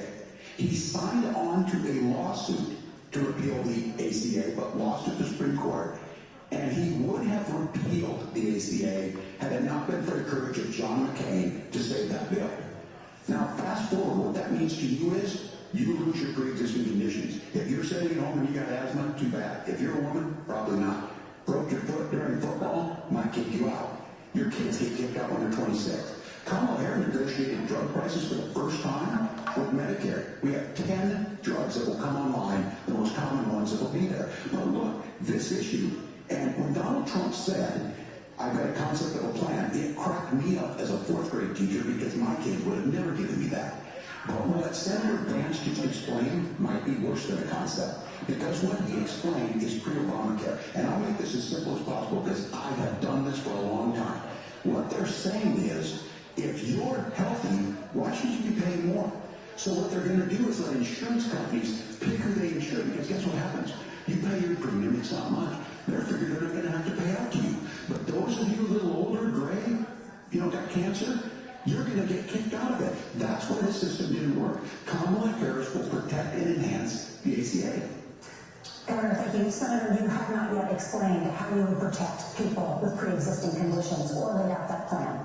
Well, look, we currently have laws and regulations in place right now that protect people with pre-existing conditions. We want to keep those regulations in place, but we also want to make the health insurance marketplace function a little bit better. Now, what Governor Walz just said is actually not true. A lot of what happened and the reason that Obamacare was crushing under its own weight is that a lot of young and healthy people were leaving the exchanges. Donald Trump actually helped address that problem, and he did so in a way that preserved people's access to coverage who had pre-existing conditions. But again, something that these guys do is they make a lot of claims about if Donald Trump becomes president, all of these terrible consequences are going to ensue. But in reality, Donald Trump was president, inflation was low, take-home pay was higher, and he saved the very program from a Democratic administration that was collapsing and would have collapsed absent his leadership. He did his job, which is govern in a bipartisan way and get results, not just complain about problems, but actually solve them. Governor, did enrollment under the Affordable Care Act go up under the Trump administration? It's higher now than we've seen it go up. Look, people are using it. The system works. And the question about this is young people, whatever, that's the individual mandate piece of this. And Republicans fought tooth and nail saying, well, Americans should be free to do this. Well, then what happened is individual mandate's a good idea. I think the idea of making sure the risk pool is broad enough to cover everyone, that's the only way insurance works. When it doesn't, it collapses. You are asking pre-ACA where we get people out. Look, people know that they need to be on health care. People expect it to be there. And when we are able to make it, and we are making it this way, when we incentivize people to be in the market, when we help people who might not be able to afford it get there, and we make sure then, when you get sick and old, it's there for you. Because I hear people say, well, I don't want to buy into Medicare or whatever. Good luck buying health care once you get past 70. So look, the ACA works. We can continue to do better. Kamala Harris did that. The way she made everything better was negotiating those 10 drugs on Medicare for the first time in American history. Thank you. Margaret, I apologize. We're out of time. We have a number of subjects to discuss. Margaret, let's talk about families in America. There is a child care crisis in this country, and the United States is one of the very few developed countries in the world without a national paid leave program for new parents. Governor Walz, you've said that if Democrats win both the White House and Congress, this is a day one priority for you. How long should employers be required to pay workers while they are home taking care of their newborns? You have 2 minutes. Yeah, well, that's negotiable, and that's what Congress works. But here's what the deal is. Americans sitting out there right now, you may work for a big company. We're home in Minnesota to some of the largest Fortune 500 companies. Kamala Harris knows that in California. Those companies provide paid family medical leave. One is, I think they're moral and they think it's a good thing, but it also keeps their employees healthy. We in Minnesota passed a paid family medical leave. You have a child, and I had to go back to work 5 days after my kids were born. This allows you to stay home a certain amount of time. What we know is that gets the child off to a better start, the family works better, we stay in their employers, we get more consistency in that. So Kamala Harris has made it a priority. We implemented it in Minnesota, and we see growth. That's how you become a pro-business state. But the negotiations on it, and here's the issue, those big companies are able to offer it. Those of you out there who don't have it, just imagine what happens if you get cancer or your child gets sick. We know what happens. You end up staying home. In some cases, that means no paycheck because you've got no protection on that. This is the case of an economy that Donald Trump has said for the wealthiest amongst us. He's willing to give those tax breaks to the wealthiest. He's willing to say, bust those unions up, do whatever. What we're saying is the economy works best when it works for all of us. And so a paid family medical leave program, and I will tell you, go to the families or go to the businesses and ask them. As far as child care on this, you have to take it at both the supply and the demand side. You can't expect the most important people in our lives to take care of our children or our parents to get paid the least amount of money. And we have to make it easier for folks to be able to get into that business and then to make sure that folks are able to pay for that. We were able to do it in Minnesota, and I'm still telling you this. We were listed as the best state. We're still in crisis on this. A federal program of paid family medical leave and help with this will enhance our workforce, enhance our families, and make it easier to have the children that you want. Governor, your time is up. Senator, do you support a national paid leave program? And if so, for how long should employers be mandated to pay their employees while they are home taking care of their newborn? You have 2 minutes. Yeah, well, first of all, Margaret, a number of my Republican colleagues and some Democrats, too, have worked on this issue. I think there is a bipartisan solution here because a lot of us care about this issue. I mean, look, I speak from this very personally because I'm married to a beautiful woman who's an incredible mother to our 3 beautiful kids, but is also a very, very brilliant corporate litigator, and I'm so proud of her. But being a working mom, even for somebody with all of the advantages of my wife, is extraordinarily difficult. And it's not just difficult from a policy perspective. She actually had access to paid family leave because she worked for a bigger company. But the cultural pressure on young families, and especially young I think it makes it really hard for people to choose the family model they want. A lot of young women would like to go back to work immediately. Some would like to spend a little time home with the kids. Some would like to spend longer at home with the kids. We should have a family care model that makes choice possible. I think this is a very important substantive difference between Donald Trump and Kamala Harris's approach. I mean, look, if you look at the federal programs that we have that support paid family leave right now, the Community Development Block Grant, and there's another block grant program that spends a lot of money from the federal government. These programs only go to one kind of child care model. Let's say you'd like your church maybe to help you out with child care.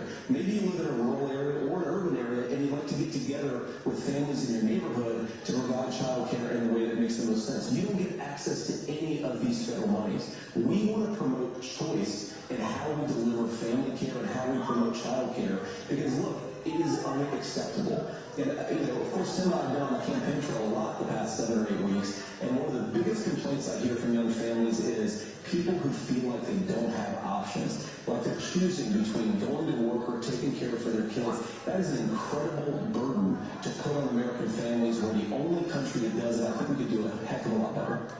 Senator, thank you. You have also said, Senator Vance, many things about the American family. The Federal Reserve says parents will spend nearly as much on child care as they do on housing each month. So I want to get your thoughts on this.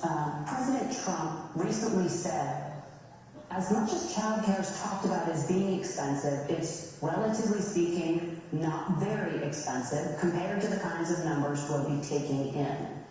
Is President Trump committed to the $5,000 per child tax credit that you have described? You have 1 minute. Well, what President Trump said, Margaret, I just want to defend my running mate here a little bit, is that we're going to be taking in a lot of money by penalizing companies for shipping jobs overseas and penalizing countries who employ slave laborers and then ship their products back into our country and undercut the wages of American workers. It's the heart of the Donald Trump economic plan. Cut taxes for American workers and families. Cut taxes for businesses that are hiring and building companies in the United States of America. But penalize companies and countries that are shipping jobs overseas. That's the heart of the economic proposal. And I think what President Trump is saying is that when we bring in this additional revenue with higher economic growth, we're going to be able to provide paid family leave, child care options that are viable and workable for a lot of American families.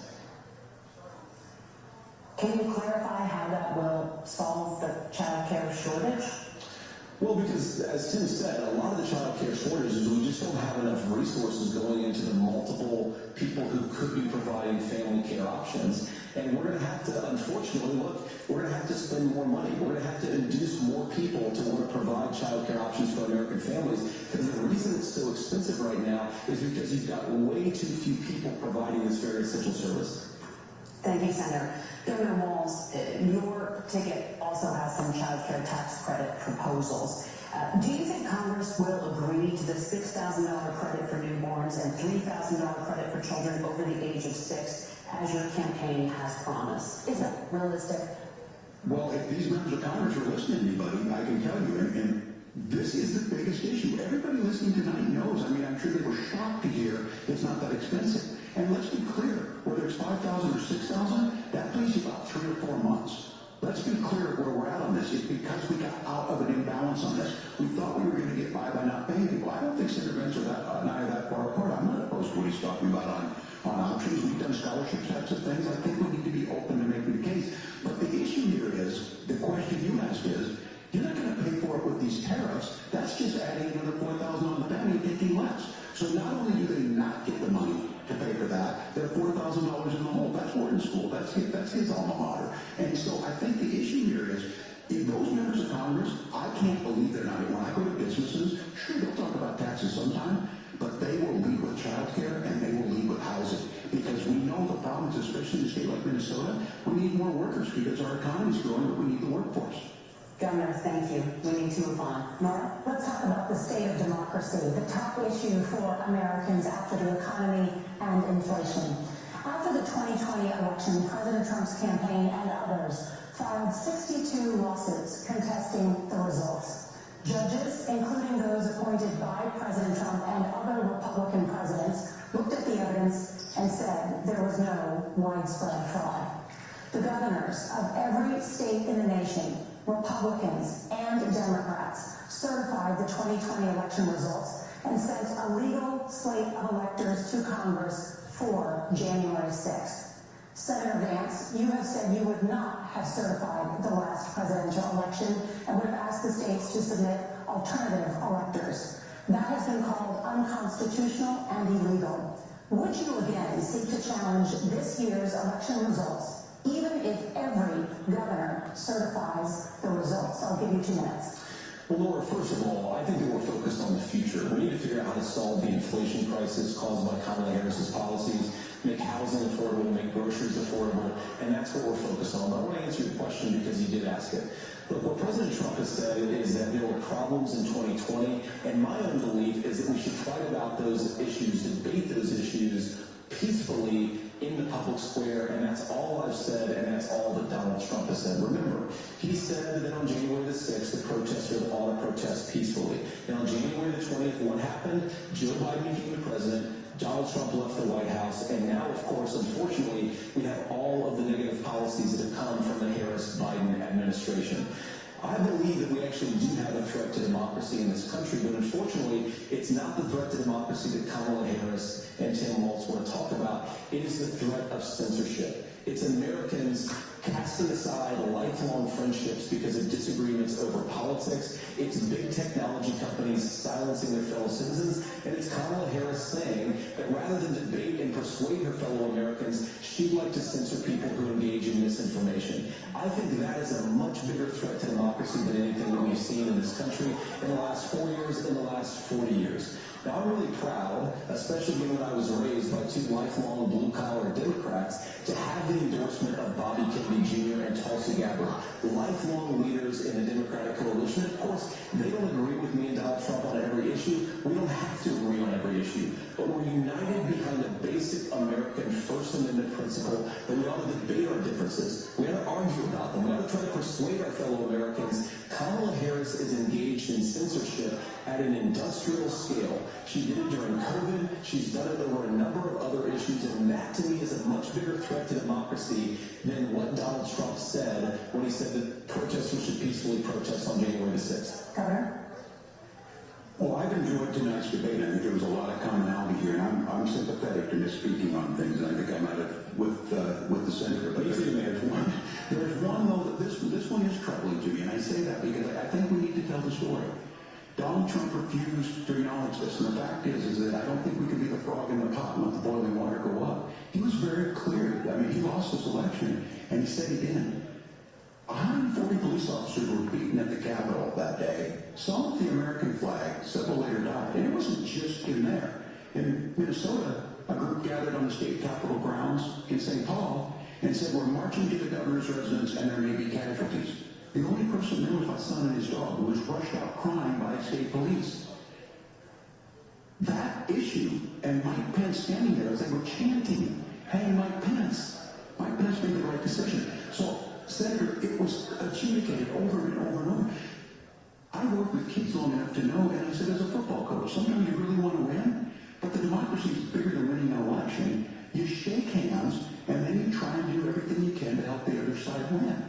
That's what was at stake here. Now, the thing I'm most concerned about is the idea that imprisoning your political opponents, already laying the groundwork for people not accepting this. And a president's words matter. A president's words matter. People hear that. So I think this issue of settling our differences at the ballot box, shaking hands when we lose, being honest about it, but to deny what happened on January 6th, the first time in American history that a president or anyone tried to overturn a fair election and the peaceful transfer of power. And here we are 4 years later in the same boat. I will tell you this, that when this is over, we need to shake hands this election, and the winner needs to be the winner. This has got to stop. It's tearing our country apart. Margaret? Senator Vance, did you want to respond to that? Yeah, well, look, Tim, first of all, it's really rich for Democratic leaders to say that Donald Trump is a unique threat to democracy when he peacefully gave over power on January the 20th, as we've done for 250 years in this country. We're going to shake hands after this debate and after this election. Of course, I hope that we'll win, and I think we're going to win, but if Tim Walz is the next vice president, he'll have my prayers, he'll have my best wishes, and he'll have my help whenever he wants it. But we have to remember that for years in this country, Democrats protested the results of elections. Hillary Clinton in 2016 said that Donald Trump had the election stolen by Vladimir Putin because the Russians bought like $500,000 worth of Facebook ads. This has been going on for a long time. And if we want to say that we need to respect the results of the election, I'm on board. But if we want to say, as Tim Walz is saying, that this is just a problem that Republicans have had, I don't buy that. January 6th was not Facebook ads. And I think revisionist history on this. Look, I don't understand how we got to this point. But the issue was that happened. Donald Trump can do it. And all of us say there's no place for this. It has massive repercussions. This idea that there's censorship to stop people from threatening to kill someone, threatening to do something, that's not censorship. Censorship is book banning. We've seen that. We've seen that brought up. I just think that everyone, and I'm going to thank Senator Vance. I think this is the conversation they wanted to hear. And I think there's a lot of agreement. This is one that we are miles apart on. This was a threat to our democracy in a way that we had not seen. And it manifested itself because of Donald Trump's inability to say. He is still saying he didn't lose the election. I would just ask, did he lose the 2020 election?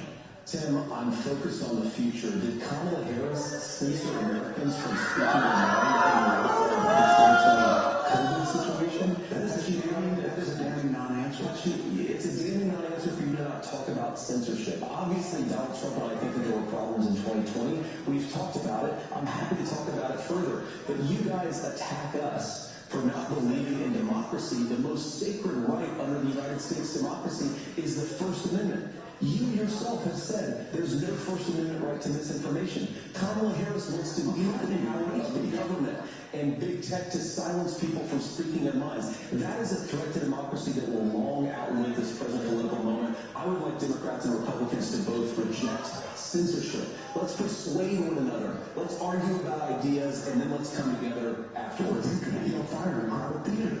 That's the test. That's the Supreme Court test. Tim, fire a crowded theater. You guys wanted to kick people off of Facebook for saying that toddlers should be on fire in a crowded theater. That is criticizing the policies of the government, which is the right of every American. Senator, the governor does have the floor for 1 minute to respond to you. Yeah. Well, I don't know on Facebook. What I do know is I see a candidate out there who refused, and now again, and this, I'm pretty shocked by this. He lost the election.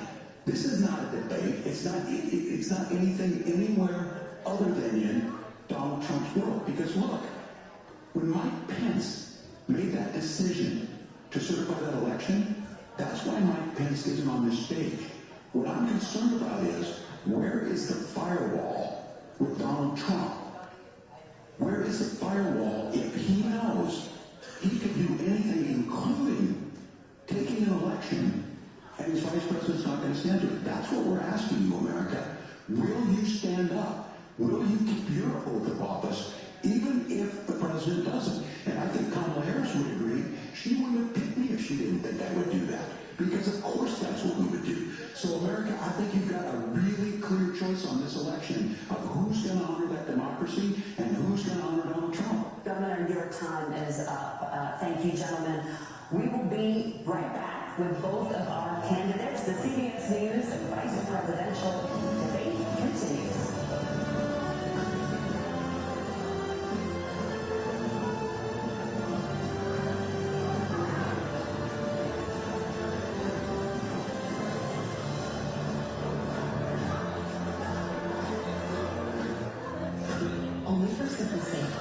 Hey there, folks. Just make a quick announcement. I know the debate's going a little long. Everybody, it'd be super cool if you could stick around. Remember, MSNBC wants to do a segment with us, so it'd be really awesome if everybody could just stay to the end.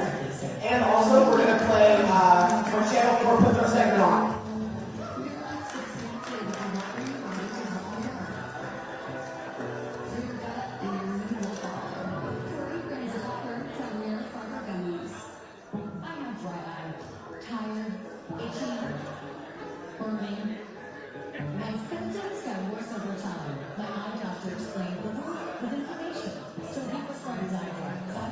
Differently. Zygra targets inflammation. Over-the-counter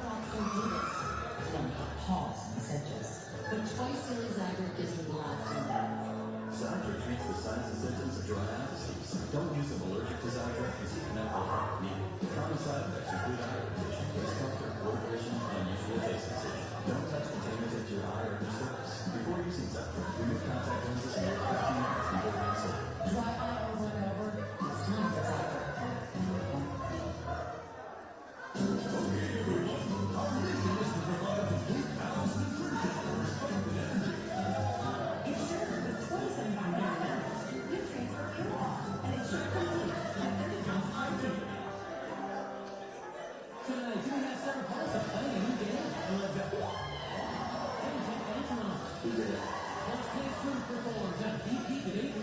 People you barely heard of on a national stage. Usually we call that Dancing with the Stars. 100%. Tom Barrett says he supports banning abortion 100%. No exceptions. Rape, incest, or just take away his life. He would vote to make abortion a crime and put women and doctors in prison. Now Tom Barrett wants to pass a national ban, overruling the nation's constitution. But as he said, I know I'm right. Tom Barrett's 100% abortion ban was 2 weeks late. DCCC is responsible to contact his ad. Coming up all year on Local 4 News at 11. On your 11 local hockey doctor's friend with no charges for his alleged abuse of teenage boys. And caught on camera, a family's Tesla burst into flames inside their own garage. That's his running. Dry weather moves into the next 2 to 3 days, but rain chances return by the time we get to the end of the weekend. I'll break down what you can expect in your early 4-1 forecast at 11. My husband and I are going through IVF treatments now. It could be our only chance to have a family. But Donald Trump's plan could ban IVF in some states. My husband is in the military. He volunteered to serve. We are patriots and we go where he is assigned. What if we end up in a state where IVF is no longer legal? What will we do then? I'm Kamala Harris, and I approve this message. Alyssa Slotkin votes yes to a lot of bad things. Slotkin voted yes to allowing the states to ban gasoline-powered vehicles. That would devastate Michigan's economy. Yes to allowing taxpayer subsidies to a foreign battery maker that laid off Michigan workers. And yes to deny farm aid to white farmers just because of their skin color. Vote no to Alyssa Slotkin. She is too liberal and too risky for Michigan.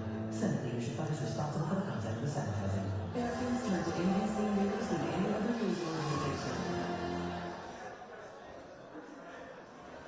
And we are back with tonight's vice presidential debate. Williams join us right here, analysis, but now back to the debate.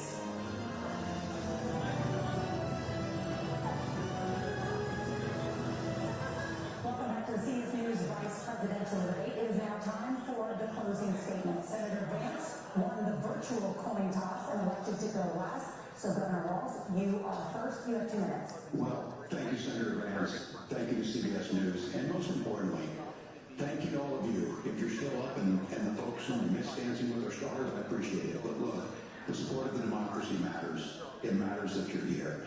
And I'm as surprised as anybody of this coalition that Kamala Harris has built. From Bernie Sanders to Dick